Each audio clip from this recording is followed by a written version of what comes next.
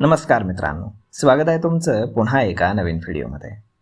मित्रांनो, भारतीय शेअर बाजार आणि म्युच्युअल फंडामध्ये इन्व्हेस्टमेंट करणाऱ्या करोडो नागरिकांसाठी एक अत्यंत महत्त्वाची बातमी समोर आली आहे.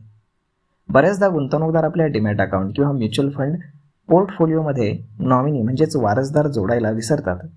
अशा परिस्थितीमध्ये दुर्दैवानं गुंतवणूकदाराचा मृत्यू झाल्यास त्याच्या पाठीमागे कुटुंबियांना ती कष्टाची कमाई परत मिळवण्यासाठी सरकारी आणि कायदेशीर कार्यालयांचे उंबरठे झिजवावे लागतात. कोट्यवधी रुपयांची ही बेवारस मालमत्ता सुरक्षित राहावी आणि ती खऱ्या वारसदारापर्यंत पोहोचावी यासाठी सेबीनं एक नवीन आणि अत्यंत सोपी नियमावली जाहीर केली आहे. हे नवीन नियम 1 सप्टेंबर 2026 पासून पूर्णपणे लागू होणार आहेत. या सुधारित नियमांमुळे नवीन खातं उघडताना होणारा कागदपत्रांचा मनस्ताप तर वाचणारच आहे, सोबतीला डिजिटल पर्यायांना देखील मोठी गती मिळणार आहे. आतापर्यंत नॉमिनेशन करताना ओळखपत्रांचे ढीग, साक्षीदारांच्या सह्या आणि क्लिष्ट फॉर्म्स भरावे लागत होते. सेबीने या संपूर्ण प्रक्रियेची पुनर्रचना करून ती गुंतवणूकदार स्नेही बनवली आहे. 1 सप्टेंबर 2026 पासून किंवा त्यानंतर उघडल्या जाणाऱ्या प्रत्येक नवीन सिंगल होल्डर डीमॅट किंवा म्युच्युअल फंड खात्यामध्ये नॉमिनीचं नाव देणं हे आवश्यक राहणार आहे. जर तुम्हाला कोणालाही नॉमिनी करायचं नसेल तर तसं लेखी किंवा डिजिटल स्वरूपामध्ये स्पष्टपणे तुम्हाला नकार द्यावा लागणार आहे. म्हणजेच खातं उघडताना हा रकाना आता तुम्हाला रिकामा सोडता येणार नाही. ज्यांचे डीमॅट किंवा म्युच्युअल फंड खातं संयुक्त आहे त्यांच्यासाठी नॉमिनेशन करणं अनिवार्य नाही. त्यांच्यासाठी हा एक ऐच्छिक पर्याय असेल.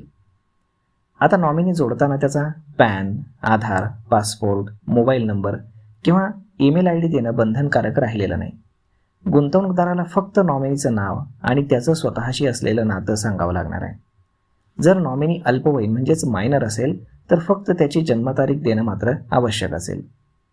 जर गुंतवणूकदार फॉर्मवरती स्वतःची सामान्य स्वाक्षरी करत असेल तर आता कोणत्याही विटनेसची गरज भासणार नाही. साक्षीदार फक्त अशा वेळी लागेल जेव्हा गुंतवणूकदार स्वाक्षरीऐवजी अंगठ्याचा वापर करेल.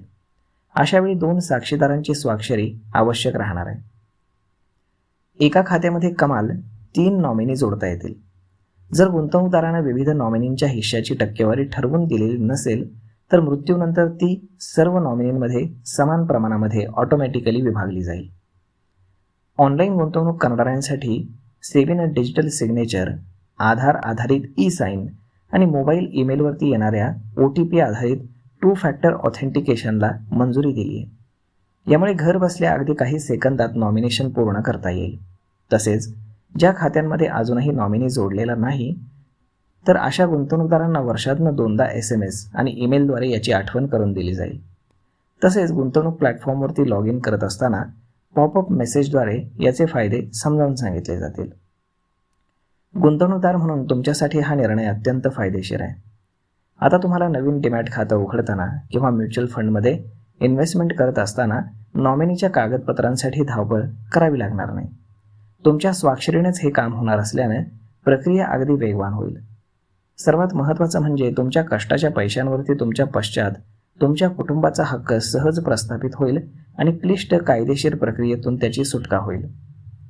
जर तुम्ही जुने गुंतवणूकदार असाल आणि नॉमिनी जोडलेला नसेल तर सेबीच्या नवीन डिजिटल नियमांमुळे तुम्ही तुमच्या ब्रोकर ॲपवरती जाऊन अगदी 2 मिनिटांमध्ये केवळ OTPद्वारे हे काम पूर्ण आता करू शकणार आहात. तर मग मित्रांनो, अशा पद्धतीनं सेबीने एक फार मोठा निर्णय घेतलेला आहे. आता इथून पुढे डीमॅट आणि म्युच्युअल फंडमध्ये तुम्हाला नॉमिनी जोडणं अगदी सोपं झालं आहे. फक्त तुम्हाला नाव टाकायचं आहे. तर मग मित्रांनो, हा व्हिडिओ, ही माहिती तुम्हाला कशी वाटली हे तुम्ही आम्हाला कमेंट करून नक्कीच सांगा. आणि जर आवडली असेल तर आपल्या जवळच्या मित्रमंडळींसोबत देखील हा व्हिडिओ तुम्ही शेअर करायला विसरू नका. धन्यवाद.